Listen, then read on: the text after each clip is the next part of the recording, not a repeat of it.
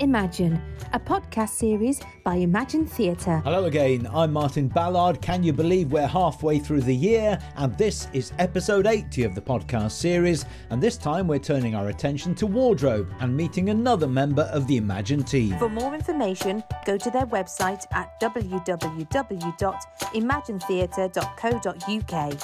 Now, in the last episode, we looked in more detail at how to get into theatre and stage management with two members of the Imagine team who've been through the training process quite recently. So if you missed that or any of the other previous episodes, you can still listen to them, and there are many more to come as well from one of the UK's biggest producers of pantomime and children's theatre. So make sure you subscribe where you normally get your podcasts. So this time I've been joined by somebody who's had an incredibly diverse career to date. He's a performing arts graduate who became a cruise entertainer and then a cruise director. But he's been sewing since the age of 6, was a competitor on the Great British Sewing Bee in 2021, and is now Deputy Head of Wardrobe at Imagine. He is Adam Brooks. How are you? I'm fabulous, Martin. Thanks for coming along and to have a chat. Tell me a bit about you and your childhood then. What came first for you, theatre or sewing? It's always been theatre for me. And in some kind of strange way, it all kind of ties up. To give you a bit of history, I grew up a lot with my nan, going to see her at the weekend. She would look after us. And she was actually a singer back in her day and worked with some very famous names at the time. But she loved musicals and theatre in general. So I would go along with her at a young age. And I was captivated, enthralled by the magic that theatre can bring. And she always encouraged anything creatively. So when we were kids with maybe not a theatre trip booked in at the weekend, it would be, how can we entertain them? And she'd encourage us to make things. She wasn't a great sewer as such herself, but she encouraged it. And I was just one of those where I liked to get dressed up because I could see things in the theatre and watching films. So I wanted to make my own costumes from curtains. It's a bit Sound of Music, really, but that's, you use what fabric you could get. But being a singer, she was very musical. So I'm also a pianist. I play piano, self-taught. And I remember having this old honky-tonk thing in my granddad's conservatory because, you know, he didn't want to invest if it was just going to be a flash in the pan sort of thing. We used to go to church on Sundays and she sang in the choir in her later years. And the church was actually a very creative place. Church fairs and making for things like that. So yeah, theatre, sewing, music is part of my DNA and how I grew up, really. So can you remember seeing your very first panto? Can you remember anything about it? I can. We used to go to a venue in Leicester called the Little Theatre. Wonderful place, and used to see a lot of theatre there. I remember seeing Aladdin, one of the very first pantos I think my nan took us to see, and it was great as a kid because you could get involved. There was audience participation, and usually you're being told to sit there and be quiet, but this, it was like, no, shout out, he's behind you, or you know. Yeah, I remember being enthralled by the whole production, the colour, the set, how everything comes together, the music. But I tell you what, one of the biggest things I loved was the comedy that came from the dame and the comic. Yeah. That always stood out, and I was fascinated by dames. Was this John Bale by any chance? It might have been John Bale. It might have been John Bale. I know he's been associated a lot with and done a lot at the Little Theatre. But yeah, wonderful place to go and see shows and yeah, pantomime. And I think they do still put on some cracking pantomimes, you know. The Little Theatre, for anybody who listens to this podcast who doesn't know, is an amateur theatre based in the city of Leicester, which is run by Leicester Drama Society, and was where Sir Richard Attenborough, Lord Attenborough, first had his stage debut, and was where Joe Orton, as a teenager, began to perform and then to start writing as well. So it's got a lot of history to it, but you're absolutely right. And we talk about professional panto on this podcast a lot, but there are so many fantastic amateur pantos up and down the country. And the likeness between you and John Bale is that he is a performer and he makes all their costumes as well. So How did you start as a performer? Okay, so I got the bug, I think, from my nan, and she used to tell us all these stories when she used to do pantomime in summer season. This might be a trip down memory lane for some, but she used to do summer season alongside Larry Grayson, who was known as Billy Breen back then. Yeah. She worked under the same agent as him. Anyway, a theatre in Leicester, she'd do pantomime with Prince Littler. So these are some real old names. But she used to tell us all these stories and we'd see the newspaper clippings and stuff. So really inspired kind of the performance side for me. I wanted to get up there and have a go. So I think I went through my school years and I was always involved in plays at school, any opportunity. Wanted to be the angel Gabriel in the Nativity just so they could fly me. I mean, they weren't flying any kid, obviously for health and safety reasons, but in my head, that's what I thought. And funnily enough, there was a play and the grandma, this is really young at primary school, the grandma had got to knit. Well, I wanted to know how to knit, which is quite unusual for, I suppose, a young lad. So learned how to knit as well because I wanted to, I don't know, I was always a bit of a fantasist, a bit of a dreamer, if that makes sense. But I wanted to have a go at these things, and I found theatre a real method of escape, actually. So yeah, all through my school years, and then eventually getting up to higher education, chose drama as one of my subjects and absolutely loved it, along with music. English literature was another one, so studied a lot of Shakespeare and textiles. So there you go, really. Those choices kind of encapsulate everything and maybe I've done so far, but they are my passions. And I got quite good results, and it was looking after my A-levels, I might go on to study music. And I'd done a music summer school at Cambridge, but I decided that I didn't want to just sit and write endless essays about a piece of music. I wanted to be doing it. So I sat down with my head of sixth form. He said, so which one is it, Adam, Oxford or Cambridge? I went, neither. I said, I'm going to drama school. And I'd got a place on scholarship, actually, luckily enough, with a college in Leicester. I stayed local, which was run by a lady called Anne Oliver, who's been going a good few years in Leicester, training many, many dancers. And I was dancing there as a kid initially, and then obviously did my training and stuff. But you do everything from, you know, obviously dancing and the singing and the acting, and because I could play piano, people would want me to accompany them for auditions, or, you know, for preparing for auditions and things like that.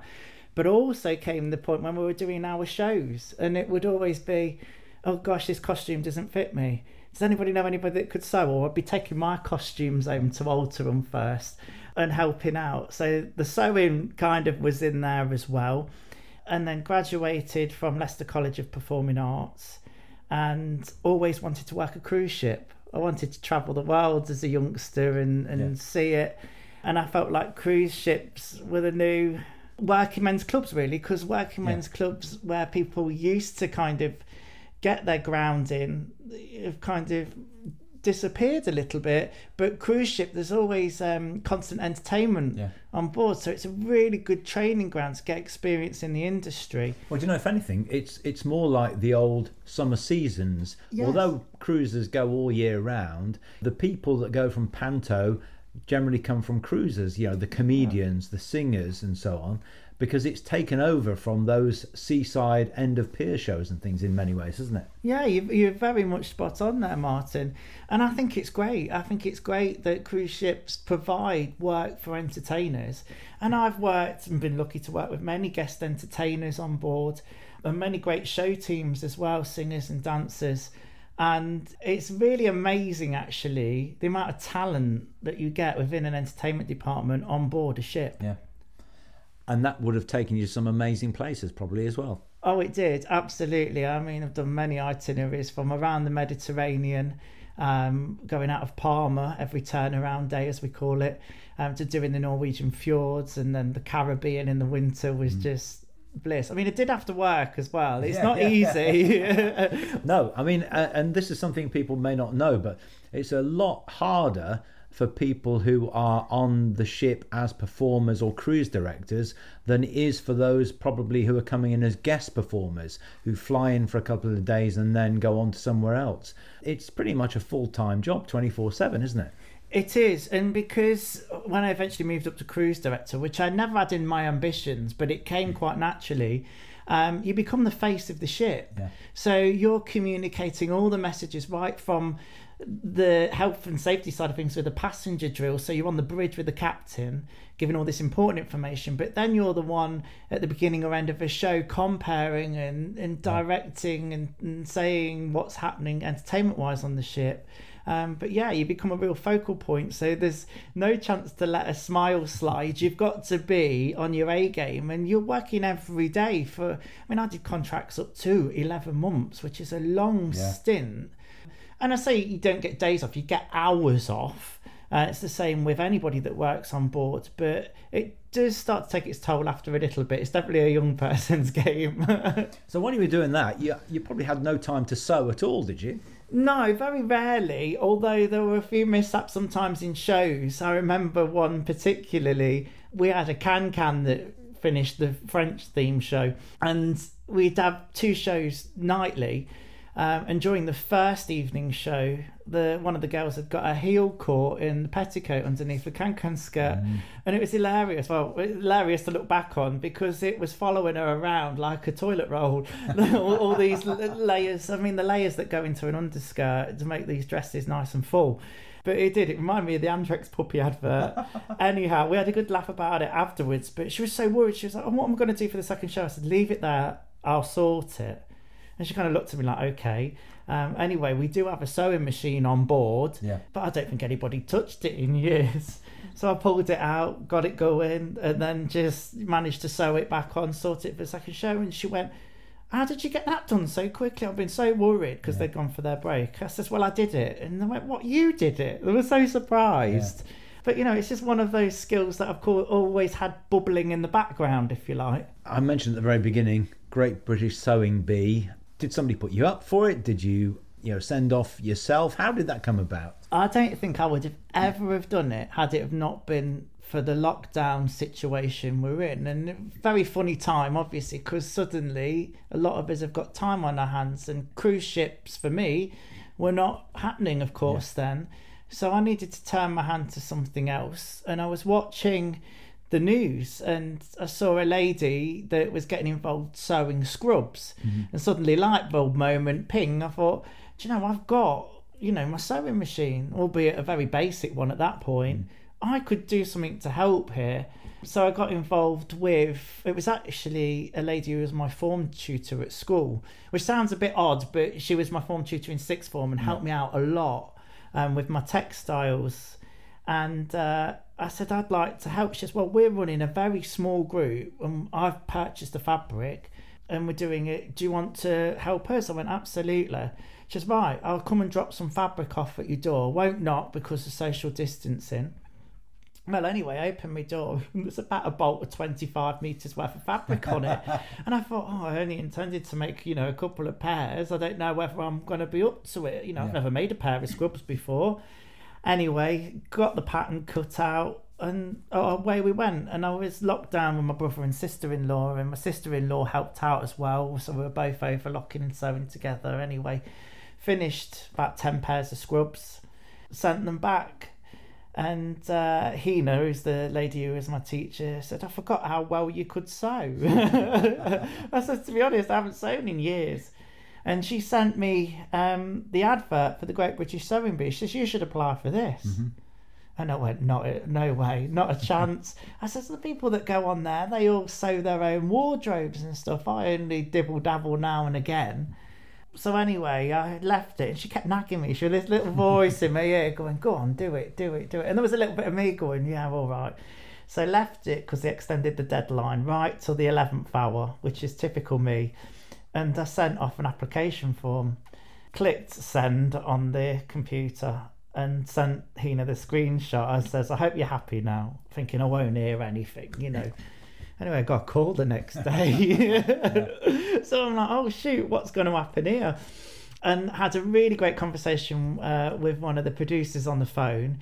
And she says, do you mind if we do just a quick interview now? I says, no problem. And she's asking me what a French seam is. She's asking me what a flat fell seam is, how I would insert a zip, if it was a lap zip, and all these technical things. And I'm making it up and bumbling as I go along.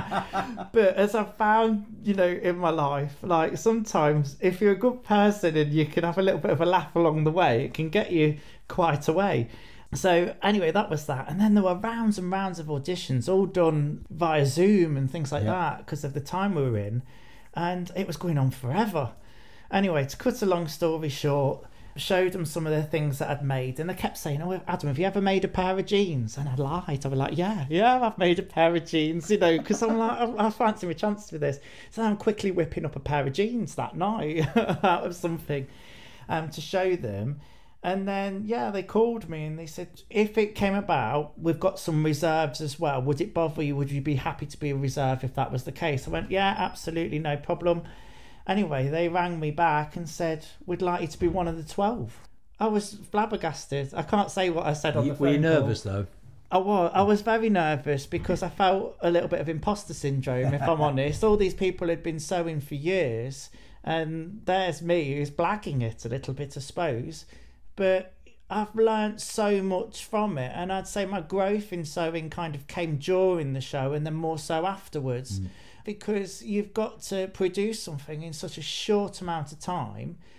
And I suppose really it set me up quite well for working on costumes with a team that have got to get, nearly 30 shows out a year in pantomime. And overall, it was a great experience for you, and it opened doors as well. It was something, as I say, that was always bubbling in the background. I've always loved my sewing, and it did open doors. I was lucky enough to have, radio interviews and things like that, and little pieces in magazines, and I've had a little piece in a book recently. And also, job opportunities. I now work on a TV channel once a month, demonstrating how to sew different garments and things. And also, of course, Imagine Theatre. Yeah. Which has provided me with one of the best jobs, encapsulating everything I love. It's theatre, it's getting to work with performers, and coming from a background, because I've been on stage, I've got that kind of mind that's thinking, well, how is that costume going to look when it's lit? How will it look like with a full ensemble behind it? Yeah. What's best to go with that? So do kind of think of it from a production value as well. Yeah, and to have Imagine Theatre down the road from me is amazing. It's very difficult for some people who've never performed, when they're designing a costume or making a costume, to think, what's it going to feel like for the performer who's got to do a full scene in this, doing whatever, that is, a dance routine or whatever. But you can see all that. Yeah, because one of the biggest conversations we have within the department is, with the dancers and the ensemble, because, we might be doing Cinderella and the costumes might be quite period, but they've still got to be able to move in them. So coming up with solutions, how to do that. I'm lucky enough for me, think of it from a performer perspective as well. Not everything's possible, but we try as much as we can to make sure that provisions are made so performers can move in costumes and stuff. Dancing particularly is harder to facilitate with costumes and things, but easier for the ensemble maybe than it is for the characters. And I'm talking from a personal perspective, but Dame's costumes always look incredible, but they very often weigh a ton, and they have a fair number of restrictions sometimes in what you can and can't do in them. So you have to balance that, really, don't you? This is it. And Dame costumes are one of my favourite. But you kind of have to think, well, hang on, like when we've got the scripts being written, the plots being put together, I'm thinking, will they be able to do the change from that to that? Yeah. I'd like to put a different pair of stripy tights with that, but realistically, are they going to have a change? Shall we just put one pair that works for both? So thinking about the quick changes and stuff. But also the movement for dames. Now, a lot of the movement, I like the classic silhouettes, nice big underskirt crinoline to emphasise the waist on a dame. And that can help an actor, I think, sometimes with the movement. But then we might get comedy costumes where it is a kind of thing costume. I know at the Belgrade this year, they had packets of crisps for the ball.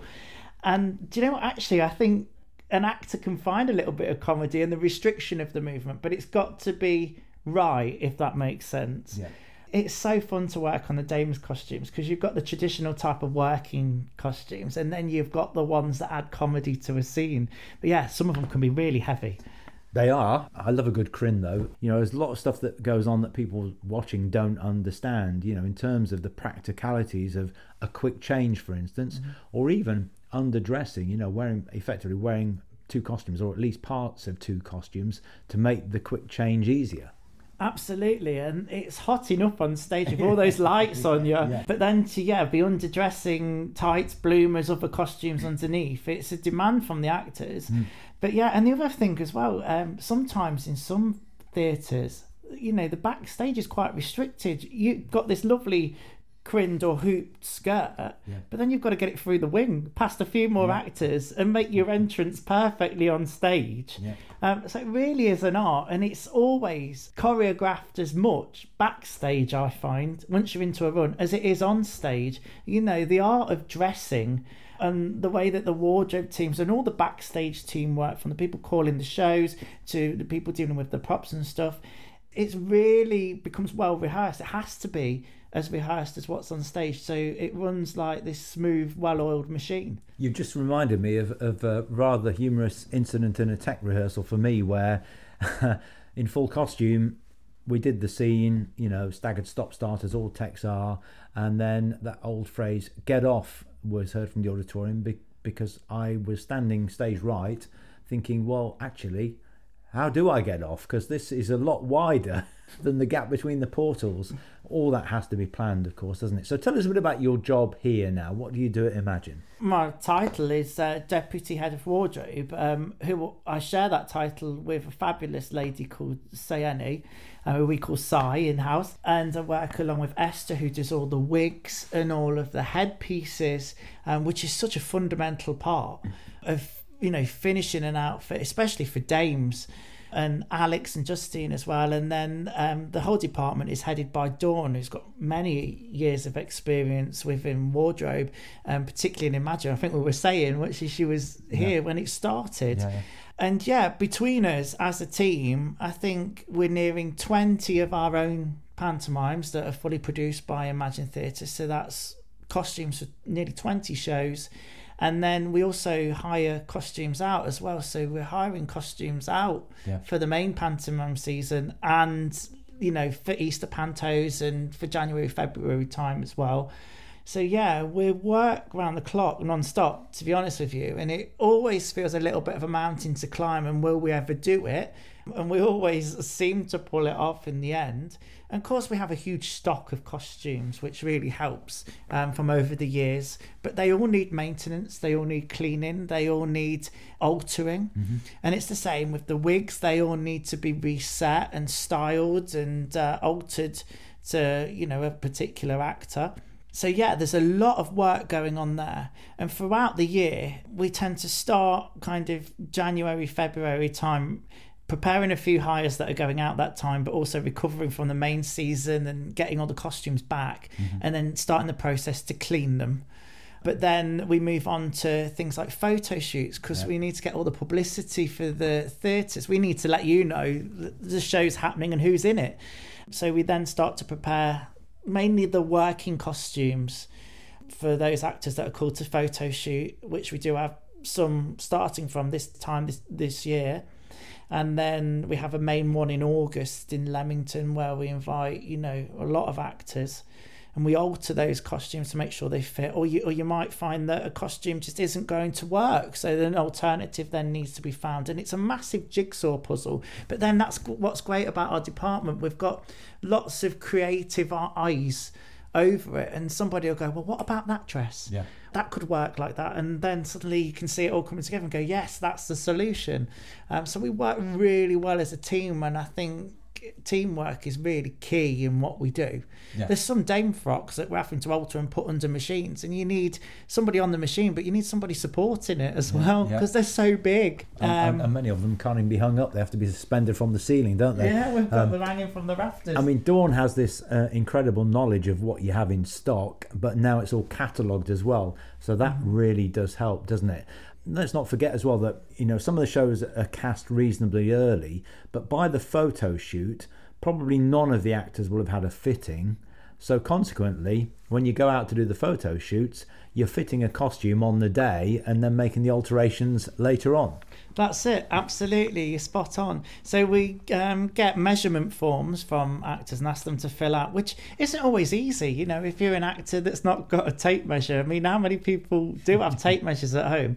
But then to try and measure yourself, so it's usually a good idea to get somebody else to measure you. But we have to allow for the fact that there might be some discrepancies, because it's not like us measuring that person. So yeah, we're fitting those costumes on the day, and safety pins are our friend at that point. And we can, make things look great for the photo shoot, but it doubles as the fitting, because then we'll take those costumes back to head office and then do the alterations on them. There's never a resting period, is there? You're doing the maintenance, you got the photo shoots, and then once the photo shoots are out of the way, you're already counting down to the start of the season. And there'll be lots of things that might change in the scripts and so on, where you need more costumes or costumes have to be changed. So it's all the way up to the 11th hour, all the work that you do, isn't it? It really is. And it might be that, a show goes into rehearsals and suddenly, light bulb moment for a director or a choreographer, it's like, oh, wouldn't it be fabulous if we had this? So then we get requests, as late on as that. And if we can do it, of course, we'll do it. Because if it's going to benefit the production and the overall aesthetic of it, then fabulous. It's not always possible. But yeah, we work in a creative industry, so it has to be flexible. And it might be that one particular Dane dress just doesn't work. On paper it did, but now we're in the venue, it's not working, so we might send another one out that's more appropriate. It can get quite stressful at times because there's a lot of plates to spin, but it's so fun. And I so enjoy, working on all of these different costumes. I enjoy designing and I enjoy the making of costumes. I enjoy seeing somebody stood up there in a costume that you've worked on and seeing it come to life, because we've got mannequins here that we can put them on, or it can be on a coat hanger, but the costume doesn't come alive until the actor is in it. I mean, especially if it's a working costume and it's got, tricks in the costume itself. But the other thing is you'll be working with all sorts of materials that you would never generally work with. And I guess the best example of that is the material, can't really call it material really, that you make slosh costumes out of, for instance. It is the bane of my life, Martin. We work with some tricky fabrics because, unfortunately, the best fabrics on stage that look the best are the ones that are really the hardest to sew and the hardest to maintain as well. PVC is what we make a lot of the slosh costumes from. That's so they're wipeable during the run, but also they give this shimmering wet look effect, so it almost enhances what we see in the slosh scene, especially when lights are on it. But it can be really hard to maintain, and some of our slosh costumes don't last as long as other costumes because it's basically a layer of plastic on a knitted fabric. Sequins is another one.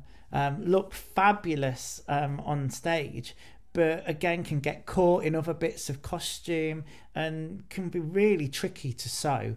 Luckily, we've got some good equipment here and ways that we can do it. Anything like satin, it looks lovely when the ensemble are all in matching like satin shirts, especially for a walk down, if we can get gold in there, to match the rest of their outfit. But you get something like hook and loop tape on that, it makes it snag, and after a bit it wears. And again, balancing quick change stuff, because a lot of people will be like, oh yeah, just use hook and loop tape or Velcro. But actually, that snags costumes. So we tend to go down the route of using metal snap fastenings, or poppers as you might call them, and hook and bar fastenings. We do have some zips in costumes, but again, we're making sure we're using big, heavy industrial types, because if a zip goes during a change, so we're trying to avoid that where we can. But yeah, it's fascinating. Again, you're having to think of the quick changes in the construction of the garment. And all this has to be practical in the sense of 2 shows a day, 6 days a week, 40 or 50 shows in the run. It's got to last. You can't be doing maintenance on it every single day. So what about the performing side of it now? Have you hung up your performing costumes and so on, or are you still doing some of that? I always will have the bug. I'd go into a show tomorrow if I got offered it. And in fact, I tell you what, I'd love to do panto, and I have done panto professionally when I was just about leaving college before cruise ships happened. I did Aladdin and Cinderella with a few famous names, I suppose, of the day. And I enjoyed it. I was part of the ensemble back then, and it was just so much fun. Hard work, especially when you get in year 3 show days that now pop up. And you can be halfway through the run and not know whether you're coming or going sometimes. And you have to look after yourself as well. This goes for everybody, not just the actors that work on the production. Yeah, it used to be so funny on the 2 or 3 show days when you get that sense of deja vu. Absolutely. And you're thinking, I've done this before. What scene is it next? And you've done it 1,000 times. But, but I love performing. I just love theatre. I love the way everything comes together, and every role to bring that show together is just as important as the next. It really is a collaborative, creative team effort to put these fabulous shows on. Well, it's obviously you love the job that you're doing and the opportunities that you've had. Just to tell you, he's sitting here with a tape measure around his neck, ready to go off and carry on work. It's been a pleasure, Adam. Thank you so much. No, thank you. It's been an absolute pleasure to talk about everything I love. Thank you. And that's it for another episode. Don't forget to keep your questions about Imagine Theatre or pantomime in general coming in via the Get in Touch section of the website at imaginetheatre.co.uk. And make sure you subscribe through your favourite podcast app and join me, Martin Ballard, next time for episode 81, when I'll be at the 2024 UK Pantomime Association Awards at G Live in Guildford, where Imagine have picked up no less than 8 nominations. Thank you for listening to the latest edition of Just Imagine, the podcast series from Imagine Theatre. And you can find out more by going to www.imaginetheatre.co.uk.